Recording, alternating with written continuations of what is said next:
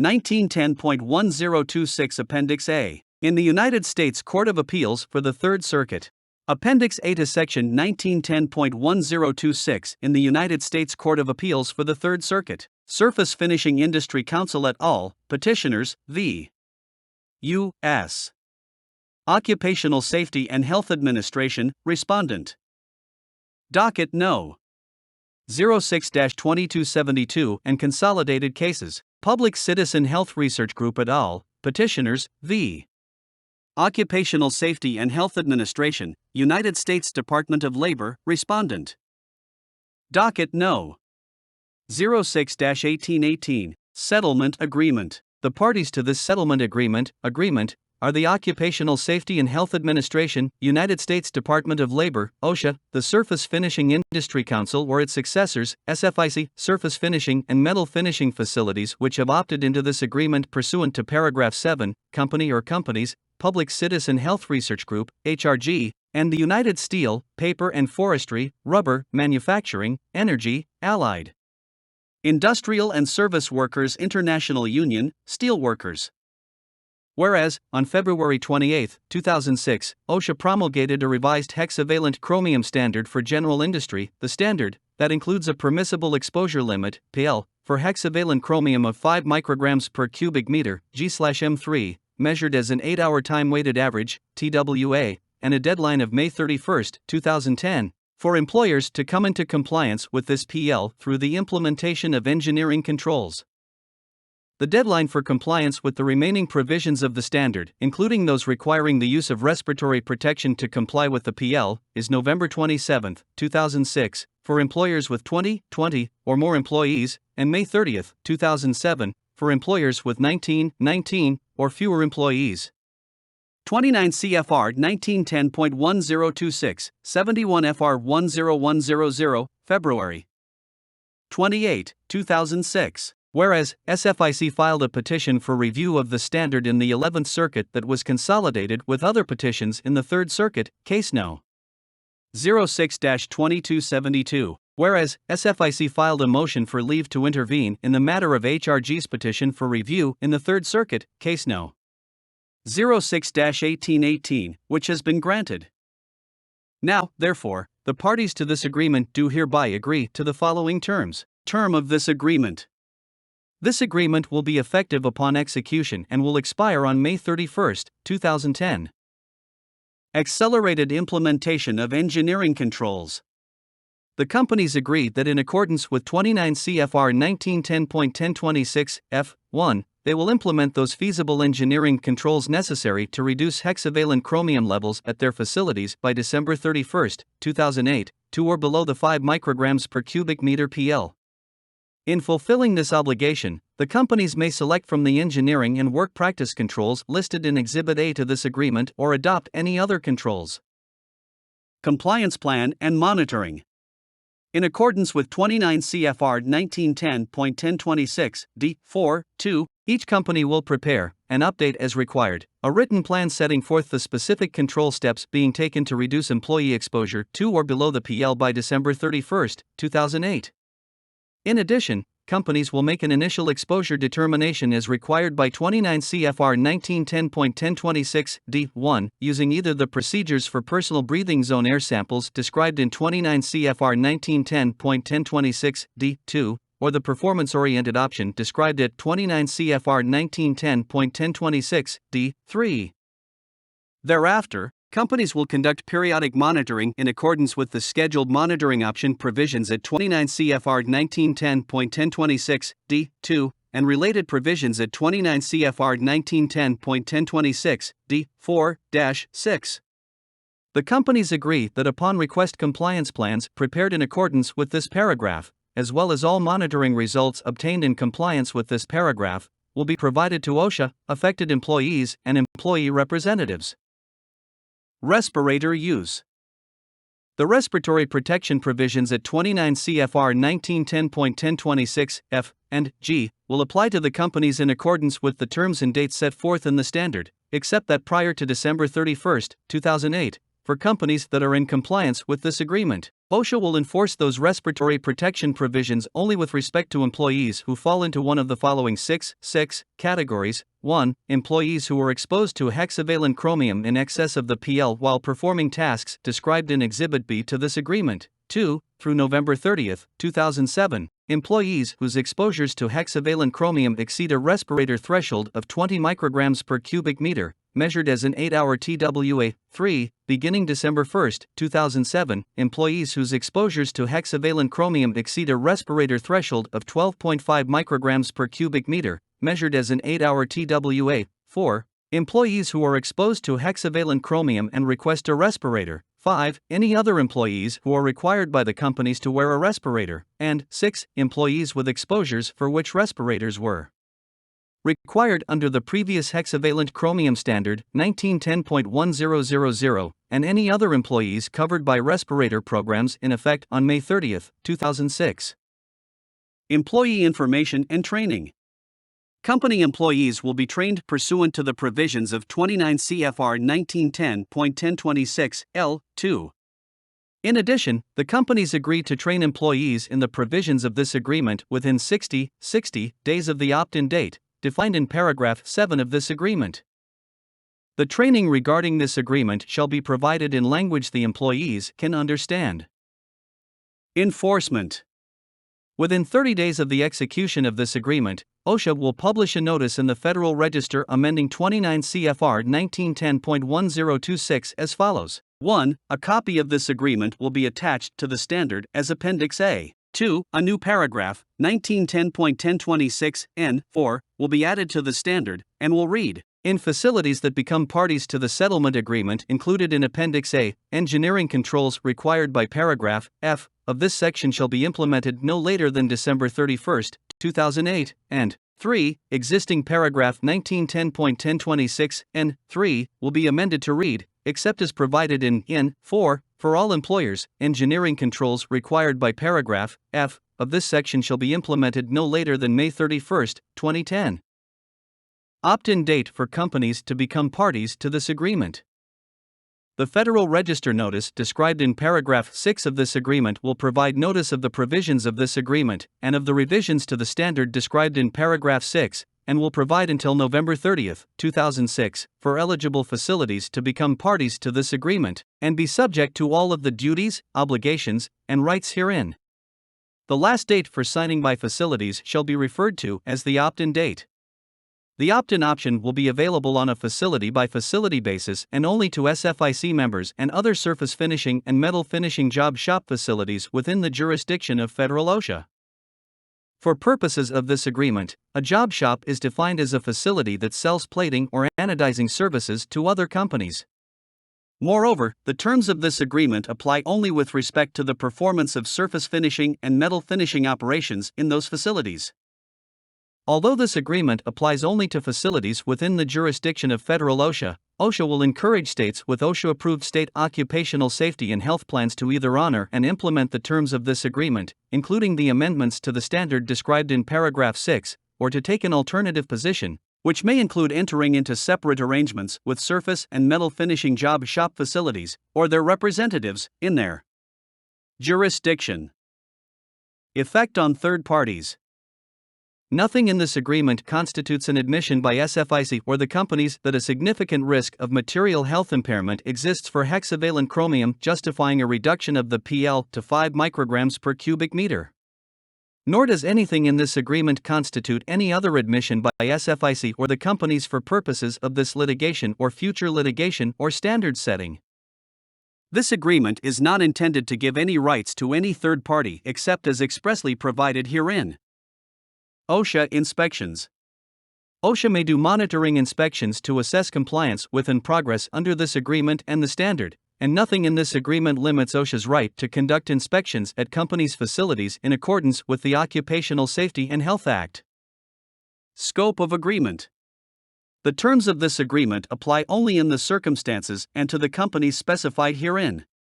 In entering into this agreement, OSHA is not making any representations regarding its enforcement policy with respect to either 1. The hexavalent chromium standard as applied to employers who are not parties to this agreement, or 2. Any other occupational safety or health standards. Effect of invalidation of the standard.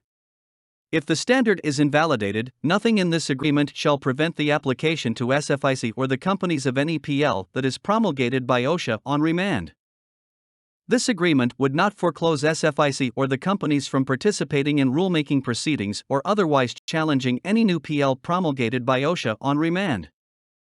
Withdrawal of petitions and interventions. SFIC agrees to move to withdraw its petition for review in the above caption case No. 06-2272, within 5 working days of the execution of this agreement. SFIC further will move to dismiss its motion to intervene in case No. 06-1818 and all other challenges simultaneously with its motion to withdraw in case No. 06-2272 as petitioner. Attorney's fees.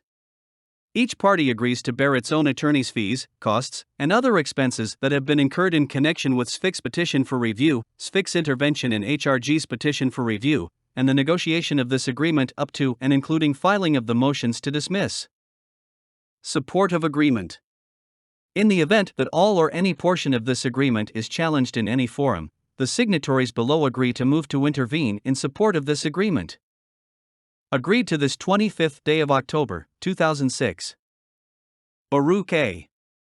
Fellner, Counsel for SFIC, Gibson, Dunn and Crutcher LLP, 1050, Connecticut Avenue, NW, Washington, DC 20036, 202-955-8500.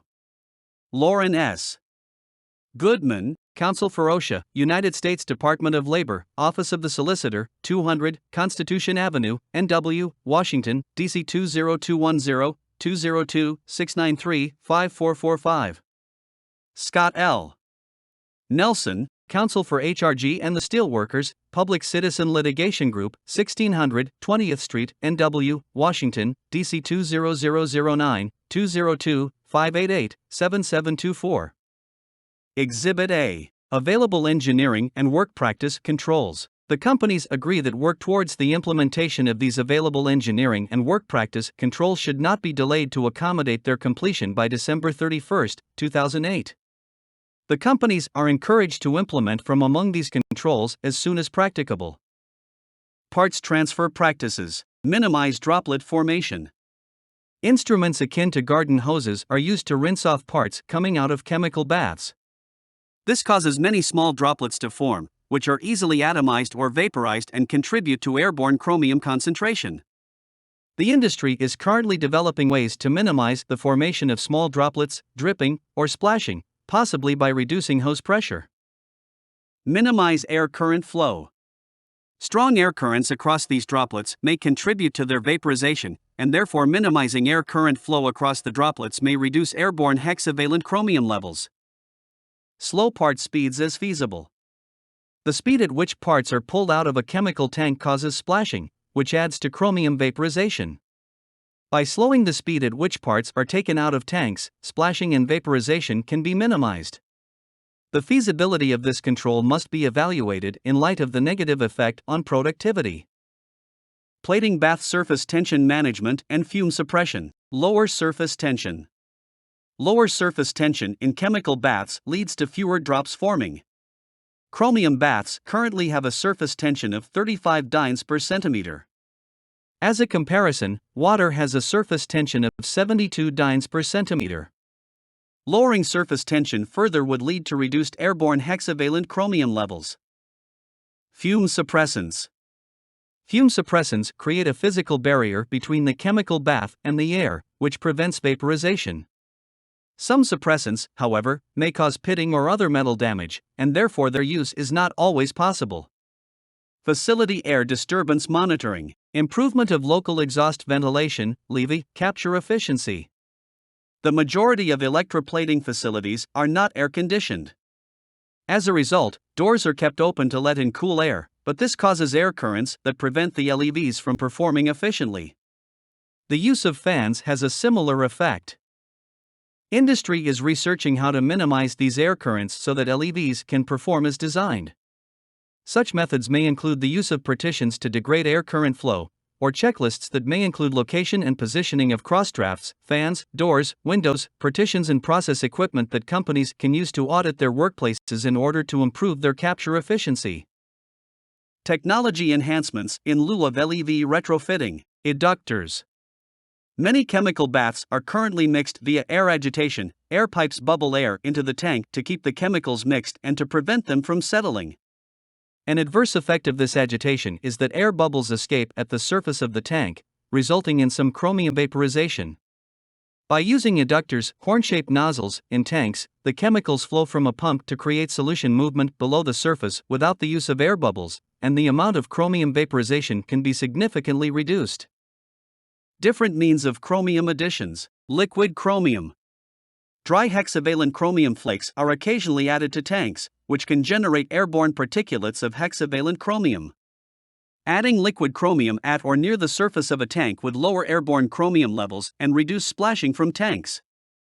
Hydration of flakes before addition.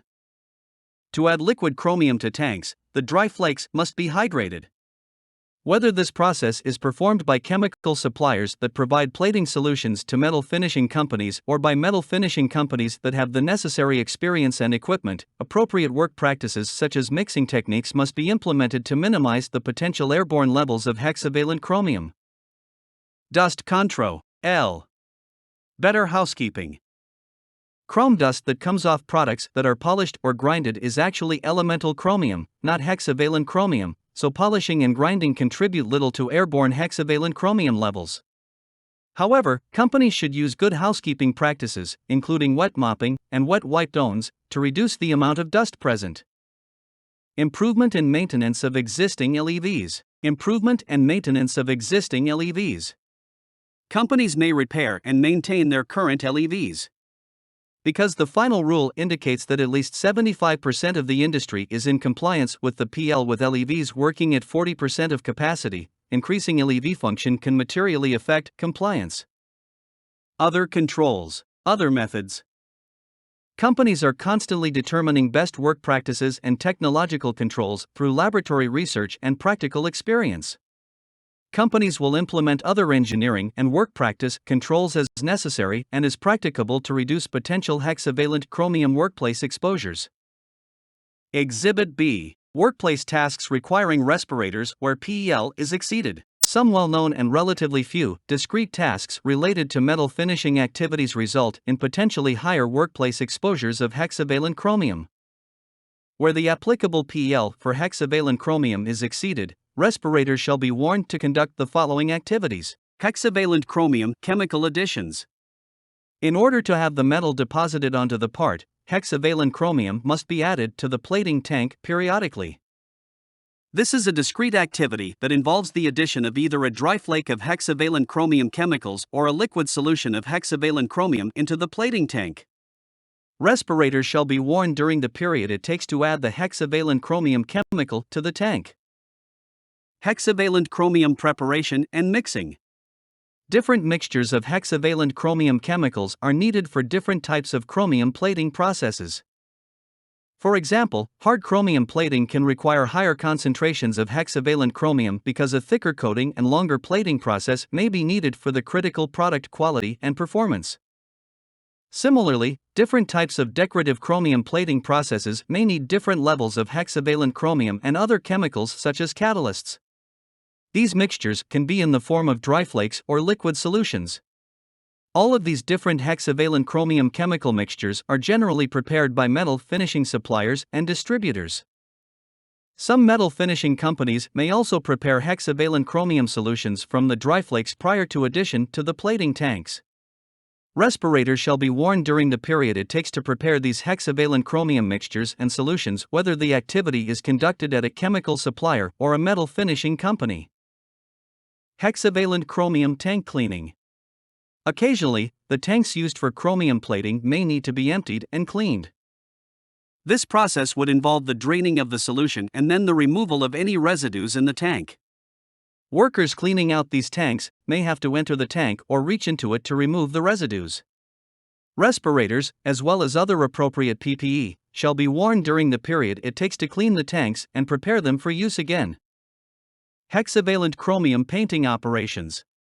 Some metal finishing operations apply paints with higher concentrations of hexavalent chromium to a line of parts, particularly for aerospace applications when a high degree of corrosion protection is needed for critical product performance.